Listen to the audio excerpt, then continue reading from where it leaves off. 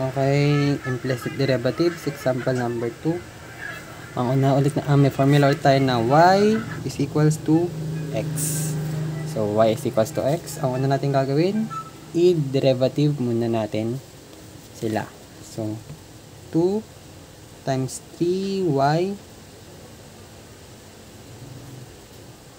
Ayun na ng ballpen. Y, babawasan natin yung 3 ng isa, magiging squared plus 4. Baba yung 2. X, since 1 na lang siya, hindi na natin ilalagay. And derivative ng y is 1. Negative 1. Or pwede rin na dy. Pero sa akin, tinatamad ako kaya y 1 na lang. Para mas madaling sulat. Is equals to x raised to 6. Derivative 6x raised to 5. Yan. So, apply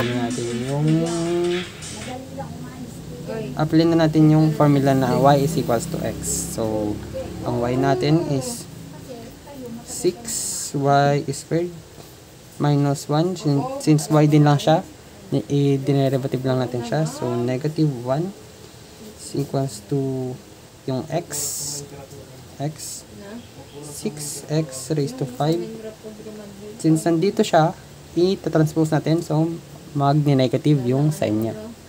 So, negative 4 times 2, 8x. Yan. Di-divide na natin siya. Yung y saba itself.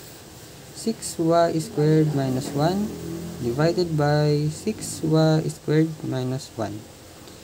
So, magiging sagot is equals to 6x raised to 5 minus 8x 6y squared minus 1.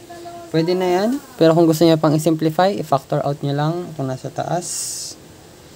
And then, yun. Pero ako tamad na ako. Pwede na yan. Dami niyang alam. Yan. Tapos na.